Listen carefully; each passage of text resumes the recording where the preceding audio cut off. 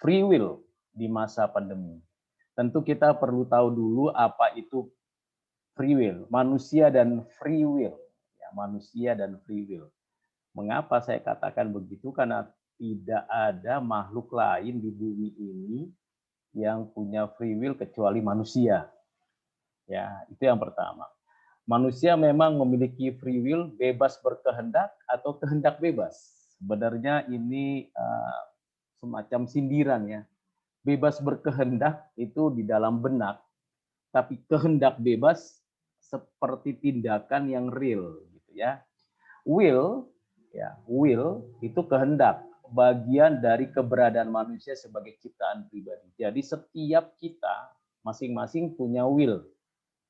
Ya, will, kehendak, bagian dari keberadaan manusia sebagai ciptaan pribadi. Yang mengatur will itu harusnya pikiran, ya kan? Harusnya pikiran. Jadi kategorinya jelas. Yang diatur oleh will itu harusnya afeksi. Afeksi itu perasaan dan emosi. Kalau perasaan itu lebih ke dalam, kalau emosi lebih keluar kelihatan gitu ya. Kemudian ketiganya jadi pikiran, kehendak, afeksi itu satu kesatuan ya, satu kesatuan. Jadi tidak terpisahkan dan ketiganya dapat dibedakan di dalam diri kita tetapi tidak dapat dipisahkan. Tidak dapat dipisahkan. Ketika saya berbicara, saya di sana sudah mengeluarkan pikiran saya, mengeluarkan kehendak saya dan afeksi saya. Sudah pasti kita juga demikian ya.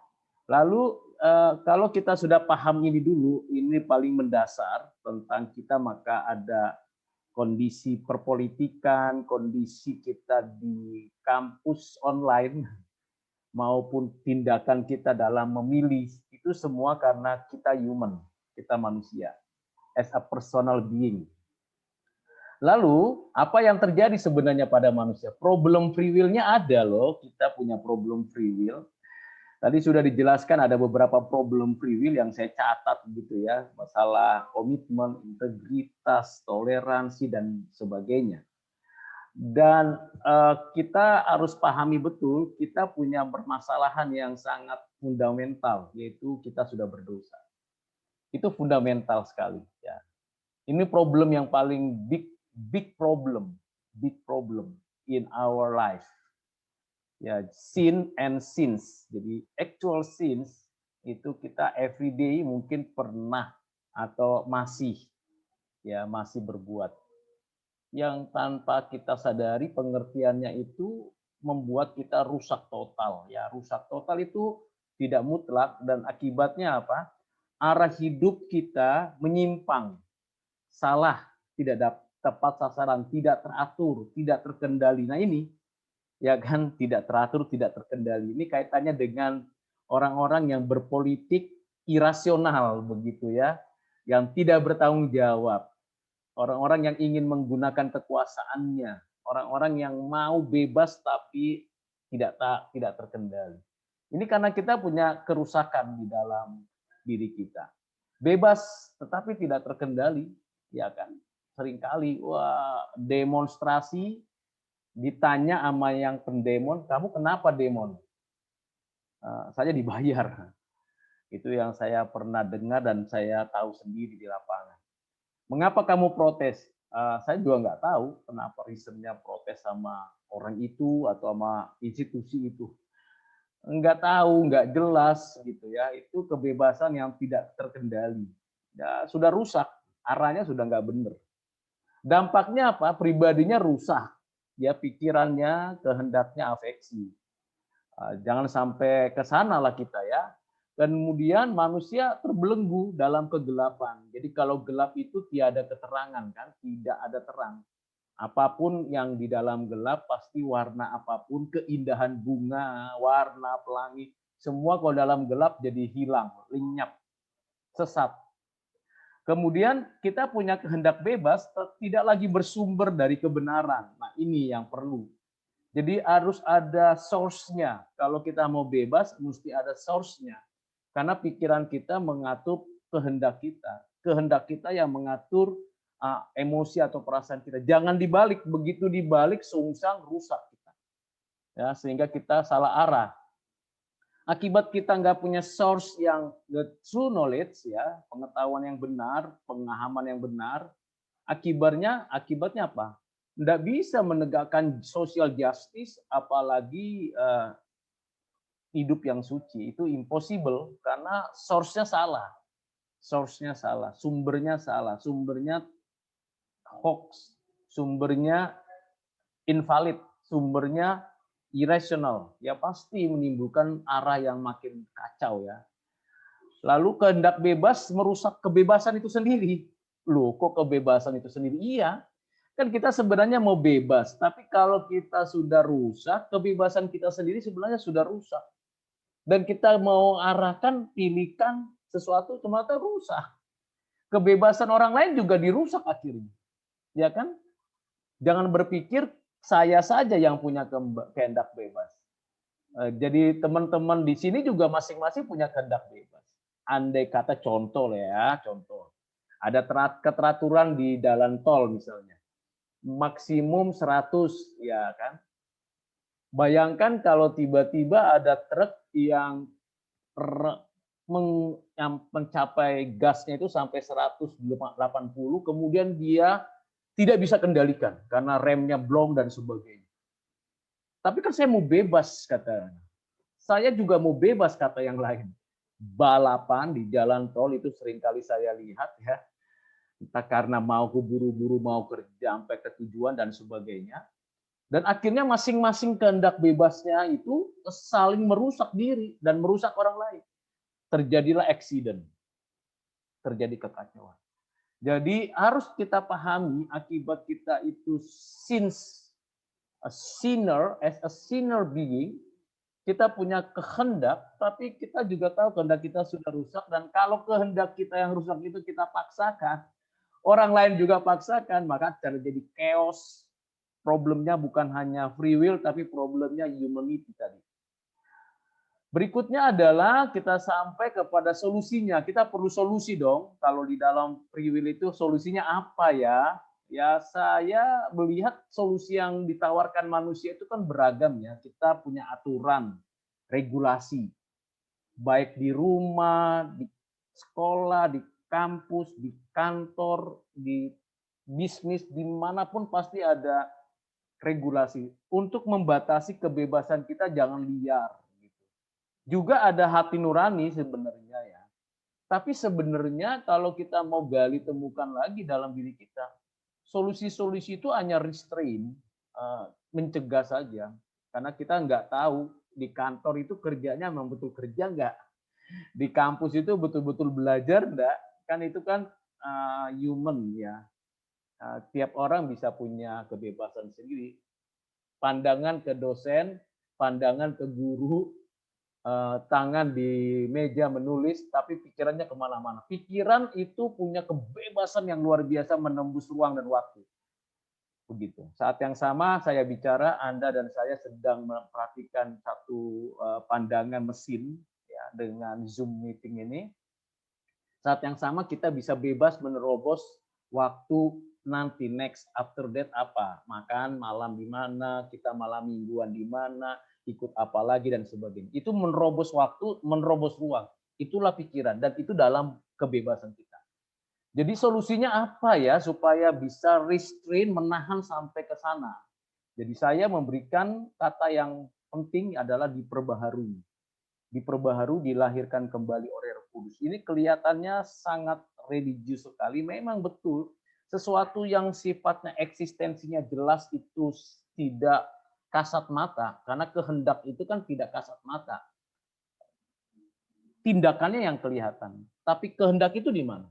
Pikiran itu di mana?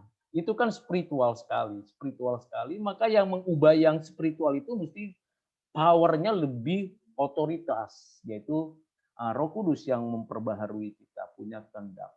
Lalu diperbaharui, dibenarkan kita oleh kebenaran Kristus yang memberikan kepada source kita, lalu kemudian kita dibenarkan sekaligus masih berdosa, sekaligus kita masih berdosa tapi kita dibenarkan. Nah, ini adalah problematika lain lagi nanti. Dalam proses kita punya pertumbuhan iman, pertumbuhan pengenalan akan Tuhan yang benar. Lalu kita mentransformasi Roma pasal 12 ya ayat 2. Kita mentransformasi, ditransformasi. Mulai dari pikiran, runutnya harus jelas. Pikiran dulu, kehendak dulu, baru afeksi. Tidak mungkin terbalik. Kalau terbalik problemnya nanti lagi-lagi tidak terkendali kehendak, karena kehendak itu di tengah. Kehendak itu semacam mediasi. Mediasi antara pikiran dan afeksi. Nah, terlihat nanti dalam tindakan. Arahnya harus benar begitu. Lalu ada progresif pertumbuhan. Progresif pertumbuhan karena progresif itu kan bertahap, tapi bertumbuh, jangan stuck gitu ya. Pertama yang harus dikatakan pengudusan. Ini adalah sanctification. Progres dalam hidup kita harus ada itu ya. Progres dalam hidup kita. Yang kedua adalah pikiran dulu diisi dengan segala kebenaran Allah.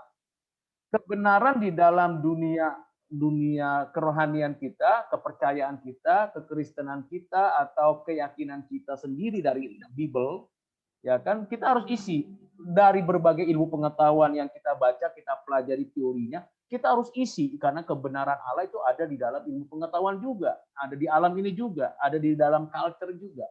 Kita harus tarik, ambil sari-sari patinya, masukkan ke dalam pikiran. Jadi dicas gitu ya, dia apa namanya, di upload, di submit semua pikiran itu ke dalam benak kita, sehingga kita punya source. Nah, source inilah yang memberikan kepada kita satu kekuatan memimpin kehendak kita, sehingga kehendak kita akan dipimpin oleh kebenaran. Afeksinya akan terwujud, emosionalnya terkendali, kemudian apa yang kita rasa juga terkendali karena kehendak kita dikendalikan oleh kebenaran. Nah, sekarang masuk ke dalam penerapannya dalam konteks. Sudah banyak tadi dari teman-teman mahasiswa sudah memberikan contoh-contoh penerapan, ya baik di dalam konteks tadi ujian atau mengambil keputusan. Konteks pandemi ya, kaum milenial itu kan kaum digital habitus yang punya kebiasaan digital.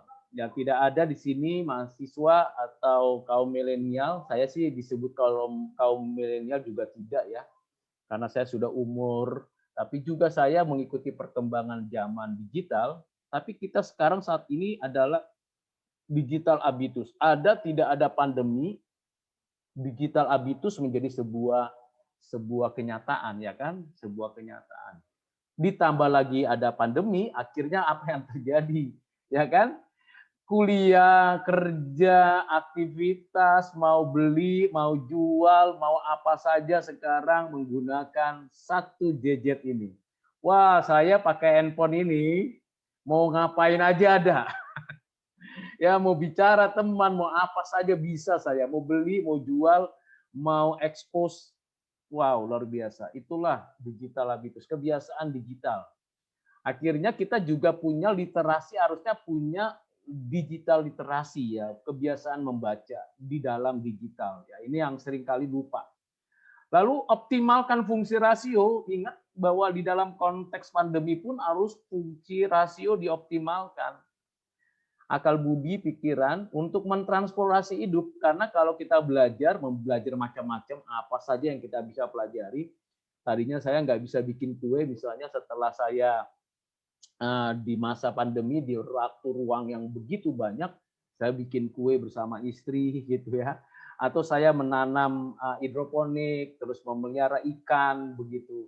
Belajar, jadi fungsikan rasio untuk belajar, mentransformasi hidup itu sangat luar biasa ya. Free will kita gunakan. Saya mau mengerjakan yang bebas sebebas-bebasnya, tapi rasio saya mengendalikan saya ke arah yang benar. Jadi tidak melakukan yang benar. Nah, free will itu apa? Jadi tergantung pada sejauh mana rasio kita fungsikan. Kalau nggak pernah kita fungsikan, kita followers saja, tidak pernah punya konsep kritis, wah itu jadi problem di dalam konteks pandemi maupun dalam kondisi keadaan digital habitus kita. Kenapa? Sekarang saya sudah katakan tadi bahwa kita ini bukan lagi di zamannya dulu gitu. Kalau saya dulu ngetik skripsi itu pakai 1-2 jari ini, mesin ketik tektok gitu ya. Salah robek, lalu berkembang. kepada komputer biasa, lalu sampai sekarang, bahkan mungkin nanti pakai layarnya udara ya, pakai hologram dan sebagainya. Itu sudah ada dalam imajinasi saya yang sangat luar biasa. Saya berimajinasi melintasi batas-batas yang mungkin sekarang belum digunakan orang. Misalnya saya bicara itu bukan pakai chip, orang takut pakai chip, tapi langsung pakai sesuatu energi yang ada di alam ini sehingga saya bisa bicara dengan orang di Amerika misalnya. Itu digital habitus yang melampaui batas, yang saya mungkin belum bisa lihat, tapi itu dalam pikiran sudah ada gitu. Jadi ada satu kemauan untuk belajar, belajar, belajar gitu. Jangan sampai berhenti belajar. Ya, jangan sampai berhenti belajar. Lalu rasio itu tunduk pada kebenaran. Ini yang penting. Logis nggak? Valid nggak? Rasional nggak? Dapat dibuktikan nggak? Objektif nggak? Apapun itu dalam kondisi pandemik. Kalau ada yang bilang, wah vaksin nanti menimbulkan ini. Kita harus berpikir, benarkah? Kita bisa uji, bisa cari, search dong di Google ya kan? Atau di yang tempat lain, search dong. Misalnya kalau ada orang mengatakan, oh nanti ujian bisa begini-gini, search dong. Kita harus ingat kalaupun misalnya guru, dosen, pimpinan memberikan tugas yang sangat mudah, itu be careful. Karena dia tahu bahwa itu bukan untuk sekedar mengetahui nilai atau cara kita kerja, tapi ingin sampai sejauh mana sih kita menggunakan perangkat-perangkat elektronik itu untuk sesuatu meningkatkan rasio berpikir kita. Dan kebenaran itu harus mengisi konten iman kita ya, kebenaran itu. Nah, bukan berpikir positif. Saya tidak setuju konsepnya orang yang berpikir kita berpikir positif. No, tidak. Orang Kristen itu, orang percaya itu bukan berpikir positif, tapi berpikir yang benar. Benar itu lebih daripada positif. Positif belum tentu benar loh, tapi benar itu melampaui positif. Jadi berpikir benar, logik, objektif, valid, dapat dibuktikan, terwujud, orang bisa rasakan, itu namanya berpikir benar. Lalu bebas nggak dalam kebenaran? Memang tidak ada yang membelenggu lagi kalau kita sudah di dalam kebenaran. Tidak sebagai digital habitus, periksa, amati, dan pelajari setiap informasi. Apapun itu. Apapun itu. Jangan karena teman, karena orang tua, karena pendeta, karena romomu, karena saya sebagai dosenmu, atau saya sebagai orang percaya, lalu langsung terima saja. No. Karena kita adalah orang yang punya kebebasan, maka kita harus periksa, amati, pelajari. Apakah ini hoax, apakah ini benar, apakah ini teruji, apakah ini bermanfaat. Mesti. Jadi free will kita betul-betul free. Jangan terkekang gitu ya, jangan terkekang, terikat. Singkirkan segala informasi dan tindakan yang merusak pikiran dengan kebebasan penuh di dalam Kristus. Ya. Singkirkan hal-hal yang merusak. Kita kalau punya kebebasan, kita bukan hanya mampu dengan suka hati mengikuti apapun kehendak kita, kita juga mampu untuk menyingkirkan yang tidak benar. Itu namanya free will. Ya kan? Bebas dalam kebenaran. Bertindak berbuat dengan bebas dengan sukacita gitu. Sehingga tidak ada rasa bersalah ketika mengambil keputusan. Kenapa sih orang punya rasa guilty feeling gitu ya, guilty feeling ketika to do something gitu. Kenapa? Why? Ya something wrong ketika mengambil keputusan without good source, without good truth gitu ya. No true knowledge kan nothing gitu ya. Bahkan dia cuma sekedar dengar-dengar katanya sih seperti itu. Tapi ketika dia lakukan, wah ternyata keliru. Akhirnya ada guilty feeling, ada rasa bersalah. Nah itu problem yang harus sebenarnya kita singkirkan. Nah, dalam masa pandemi ini, wah bebas, saya banyak menulis, saya banyak berkreativitas, tetapi juga saya banyak bertemu dengan orang dalam berbagai pihak, tapi melalui Zoom, YouTube, Facebook, Instagram, Line, LinkedIn, banyak sekali. Ya mungkin bisa hitung ribuan orang. Teman baru, teman yang ada di dunia maya, tapi teman yang bisa ngajak ngobrol. Nah, ini nanti ada grup-grup society, community untuk kita menerapkan community link-nya itu without batasan limitasi religion, nation, dan sebagainya. Ini open, zaman global dan lokal. Kita di sini, tapi kita di sini bisa mempengaruhi di sana. Nah, itu bebas kita lakukan. Tapi ingat, mesti tunduk kepada kebenaran supaya berdampak baik.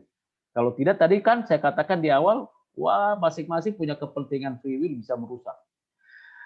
Demikian saja dari saya, simple, singkat. Mudah-mudahan nanti saya kasih ini di apa namanya di chat ya materi saya. Terima kasih dan Tuhan Yesus memberkati.